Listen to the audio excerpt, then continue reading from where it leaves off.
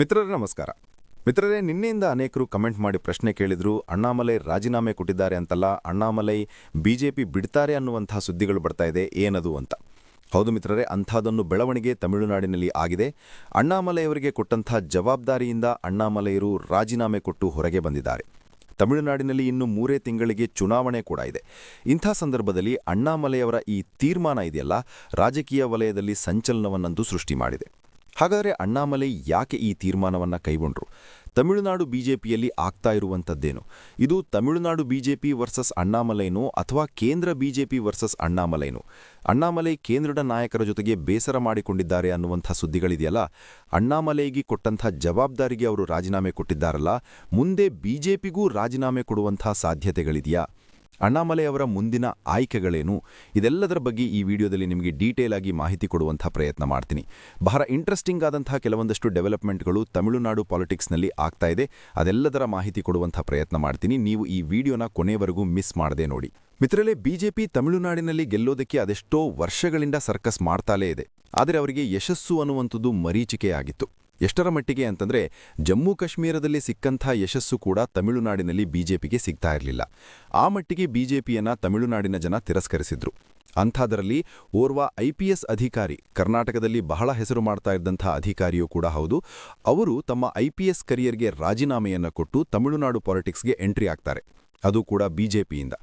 ಒಂದು ವೇಳೆ ಅಣ್ಣಾಮಲೈ ಏನಾದರೂ ಬೇರೆ ಯಾವುದೇ ಪಕ್ಷವನ್ನು ಆಯ್ಕೆ ಮಾಡಿಕೊಂಡಿದ್ರೂ ಕೂಡ ಅವರು ಈಗಾಗಲೇ MLA, MP, ಮಂತ್ರಿ ಏನು ಬೇಕಾದರೂ ಆಗಿರ್ತಾ ಇದ್ರು. ಆದರೆ ಅಣ್ಣಾಮಲೈ ತತ್ವ ಸಿದ್ಧಾಂತಕ್ಕೆ ಬದ್ಧರಾಗಿದ್ದಾರೆ. ಅವರು ಹಿಂದುತ್ವವನ್ನು ಪ್ರಬಲವಾಗಿ ಪ್ರತಿಪಾದಿಸುವಂಥ ನಾಯಕ, ಜೊತೆಗೆ RSS ಚಿಂತನೆಯನ್ನು ಹೊಂದಿರುವಂಥ ನಾಯಕನೂ ಕೂಡ ಹೌದು. ಹೀಗಾಗಿ ಅವರಿಗೆ ತಮಿಳುನಾಡಿನಲ್ಲಿ ಬೇರೆ ಆಪ್ಷನ್ ಇಲ್ಲ. ಅಣ್ಣಾ DMKಯನ್ನು ಅವರು ವಿರೋಧ ಮಾಡ್ತಾರೆ, ಆ ಪಕ್ಷವನ್ನ ಕಂಡ್ರೆ ಆಗೋದಿಲ್ಲ. ಇನ್ನೊಂದು ಕಡೆ DMKಗಂತೂ ಬದ್ಧ ದ್ವೇಷ ಮಾಡ್ತಾರೆ. DMKಗೂ ಅಣ್ಣಾಮಲೈಗೂ ಯಾವುದೇ ಆಂಗಲ್ನಲ್ಲಿ ಮ್ಯಾಚ್ ಆಗೋದಿಲ್ಲ.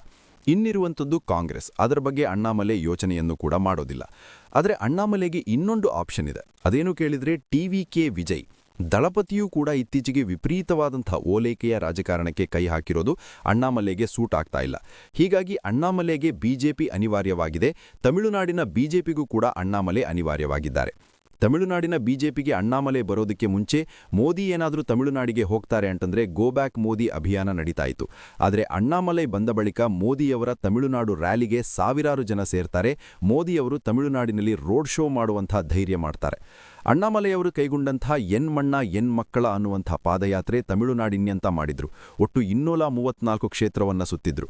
ಇದು ಬಹಳ ಮಟ್ಟಿಗೆ ವರ್ಕೌಟ್ ಆಗಿತ್ತು. ಮನೆ ಮನೆಗೆ ಬಿಜೆಪಿಯನ್ನ ತಲುಪಿಸಿತ್ತು. ಇಂಥ ಒಬ್ಬ ಉತ್ಸಾಹಿ ನಾಯಕನನ್ನ ಬಿಜೆಪಿ ಕ್ಷಣಿಕ ಲಾಭಕ್ಕೋಸ್ಕರವಾಗಿ ಸರಿಯಾಗಿ ನಡೆಸ್ಕೊಳ್ತಾ ಇಲ್ಲ ಅನ್ನುವಂಥದ್ದು ಸತ್ಯ.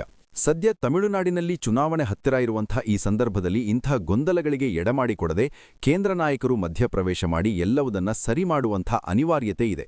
ಒಂದು ವೇಳೆ ಅದಾಗಿಲ್ಲ ಅಂತಾದರೆ ತಮಿಳುನಾಡಿನಲ್ಲಿ ಬಿಜೆಪಿಗೆ ಅಧಿಕಾರ ಅನ್ನುವಂಥದ್ದು ಮತ್ತೆ ಮರೀಚಿಕೆಯಾಗುತ್ತೆ. ಮಿತ್ರರೇ, ಈ ವಿಚಾರಗಳ ಕುರಿತಾಗಿ ನಿಮ್ಮ ಅನಿಸಿಕೆ, ಅಭಿಪ್ರಾಯಗಳೇನು ಕಮೆಂಟ್ ಮಾಡುವ ಮೂಲಕ ನಮಗೆ ತಿಳಿಸಿ. ಹಾಗೆ ನಿಮಗೆ ಈ ವಿಡಿಯೋ ಇಷ್ಟವಾದರೆ ಲೈಕ್ ಮಾಡಿ. ಜೊತೆಗೆ ನೀವಿನ್ನೂ ನಿಮ್ಮ ನೆಚ್ಚಿನ NSVC ಶರ್ಮಾ ಯೂಟ್ಯೂಬ್ ಚಾನಲ್ನ ಸಬ್ಸ್ಕ್ರೈಬ್ ಮಾಡಿಲ್ಲ ಅಂತಾದರೆ ಈ ಕೂಡಲೇ ಸಬ್ಸ್ಕ್ರೈಬ್ ಮಾಡಿ ಮುಂದಿನ ಎಲ್ಲ ಅಪ್ಡೇಟ್ಗಳ ನೋಟಿಫಿಕೇಷನ್ಗಾಗಿ ಕಾಯ್ದಿರಿಸಿರಿ.